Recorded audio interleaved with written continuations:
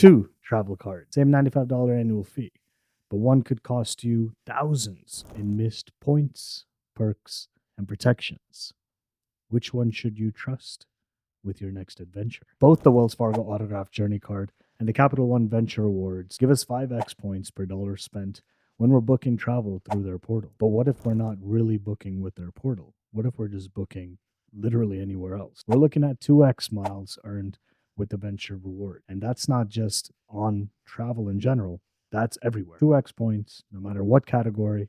No thinking of if I spend there, I get more, I get less. Literally 2x miles everywhere. On the other hand, if you're really traveling that much, you may want to consider the Wells Fargo Autograph Journey because we're looking at 4x points per mile spent on airlines, 3x on general travel and dining, and 1x everywhere else, whether it's the Autograph Journey or the Venture Reward. Both of these cards come with no foreign transaction fees, which we expect with travel cards in general, and both come with travel protection perks, which we'd expect with these type of cards. If we're looking at this perspective, and then the capability of how you actually redeem these points, that really is going to be the crux of today's argument. But what's really going to entice us to even consider getting either of these cards?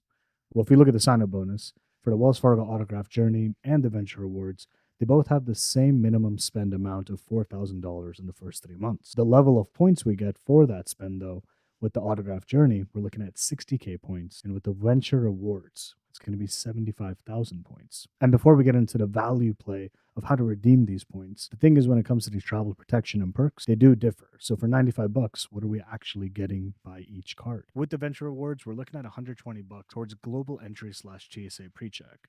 Basically a way to get through immigration / customs / security at the airport that much faster. So if we look at the first year value, at 75,000 points, if you have this card fresh, that's like $750 of travel at very minimum. So this $120 to you is another way to look at it like, oh, okay, hey, year 2 is pretty comped as well. And from there, each and every year in general, we get a $50 lifestyle collection experience credit, which is basically properties through this collection of sorts for Capital One, where they're more boutique / premium hotels, not just all luxury hotels. Point being, it's not going to be towards the actual stay, but actual experiences like spas or massages or other on-property lifestyle experiences, you could say. On the other hand, with the Wells Fargo Autograph Journey, let's say you're not only interested in pure travel perk. There's a specific perk, which is cell phone reimbursement insurance, where let's just say you lost your phone or it got stolen or what have us, you have a deductible of $25 to get up to $1,000 bucks in coverage. Sure, you can buy insurance through your mobile carrier.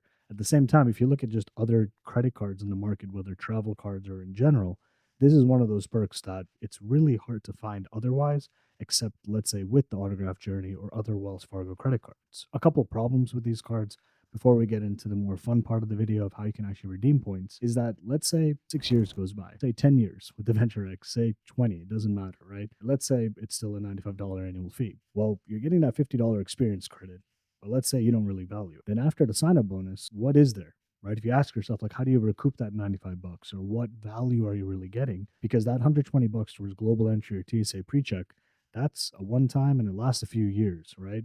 So each and every year, how are you going to recoup your money? That's usually the big headline when it comes to this card of, okay, it's a great incentive offer to sign up, but then what? And on the flip side with the Wells Fargo Autograph Journey, we are looking at $50 each and every year that could be used towards airfare, period. So if you're booking on Delta.com or BritishAirways.com, that's $50 that you get off of your booking. So $95 minus 50 gives us $45 in effective annual fee. For that $45 effective annual fee in the long term, apart from cell phone protection, what's basically the use case? Well, there are transfer partners where we can transfer our points out to airline and hotel partner. And although the list really isn't that large, it really comes down to how you're using your points. And I'll give us a very specific example, which is a personal one, very useful, and then I'll give a more broad example. This video is sponsored by ARD Continental. Imagine a multi-hundred room hotel in a major tourist attraction area. And now you're trying to book it with credit card points and miles or cash. And depending on the time of year, there could be no availability. It could be really expensive. But imagine owning the hotel. Like literally you could own a room, 2 rooms, 5 rooms, etc. And with ownership comes benefits. Not just about staying there when you want because you literally own the place, but there's a lot more. To find out more, there's a link in the description below to meet me one-on-one. Happy to share more details there. Let's say it's peak travel time, Christmas / New Year, and you're in Japan. And if you know about Japan, I'll just say that basically like New York, hotels can be really, really expensive, especially to get to the quality / caliber of American rooms in terms of square footage, because rooms can be smaller in Japan and they can be a lot cheaper for that square footage. But if you're looking for that kind of American equivalent room, then that's going to cost you basically an arm and a leg comparatively. So I'm talking like $200, $300, $400 for something that maybe in America costs you around in that $100 region. One of the partners for Wells Fargo is Choice Hotels. It's not Hyatt, it's not Marriott, it's not IHG, it's not Hilton, but this brand basically Comfort Inn, if you've heard of them, kind of similar on that Days Inn type of level, which is a Wyndham property. So more in that budget kind of region, let's say, right? Economy travel. So coming back to our peak season example, imagine these type of average nights could still run you a few hundred a night. But in points, one of the partners for Wells Fargo is Choice Hotels, and their transfer ratio is 1:2. So in other words, if you have 10,000 Wells Fargo points, that's 20,000 Choice Hotel points. But in the end, what are they actually worth? So a really good example is that in Tokyo, I identified a property and I'll put a screenshot on screen. Basically, 12,000 points a night, which basically means if you transfer 6,000 Wells Fargo points times 2 is how you get those 12,000 points. So I'm not going to say like, okay, hey, you get the Wells Fargo autograph journey, you got 60K points, you transfer 60K of them, and now you have basically 120K Choice Hotel points, which will get you 10 nights in Japan. Like, sure, that is probably possible. I'm not going to say no. But even if it's a night, right? Even if it's 2 nights, the point is you have so much flexibility by leveraging more of this economy brand, where let's say you are really out for tourism and you don't care about, amenities and all the things that are on property, you're just kind of out and about for the whole day.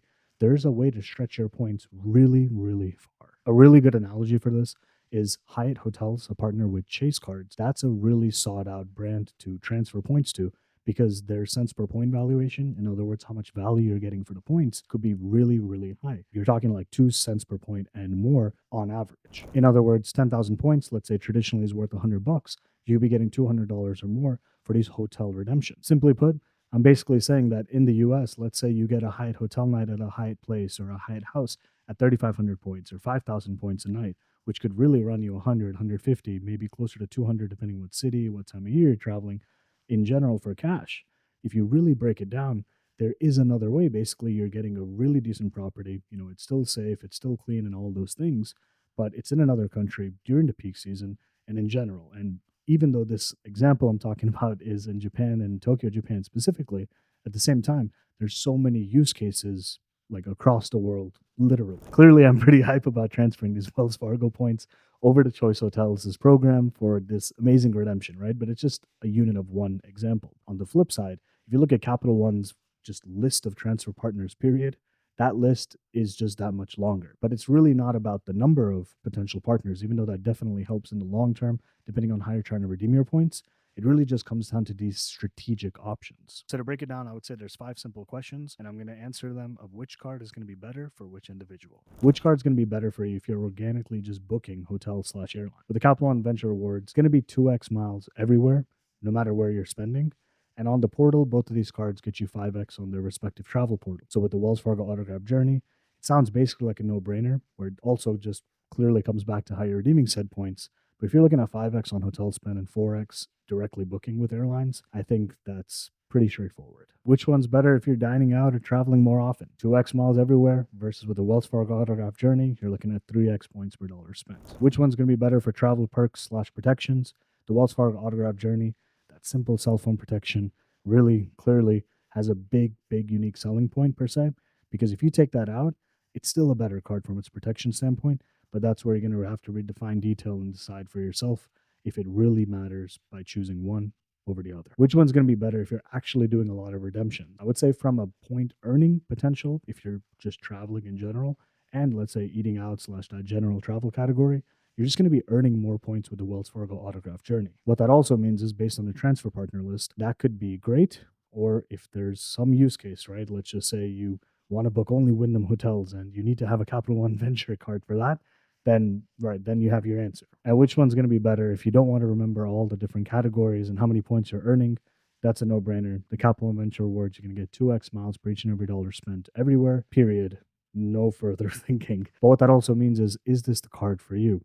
Where it's a simple earning structure, but why do you even have this card, coming back to the problem statement of, hey, in the long term, are you going to get back that much value based on the annual fee we're spending for this card? I'm basically coining this as the $95 credit card battle series, where I've been reviewing a bunch of $95 credit cards of recent. So this was a Wells Fargo Autograph Journey versus the Capital Venture Rewards. And if you want to check out the same Venture Rewards card against the City Strata Premier, got this video here, and I'll see you there.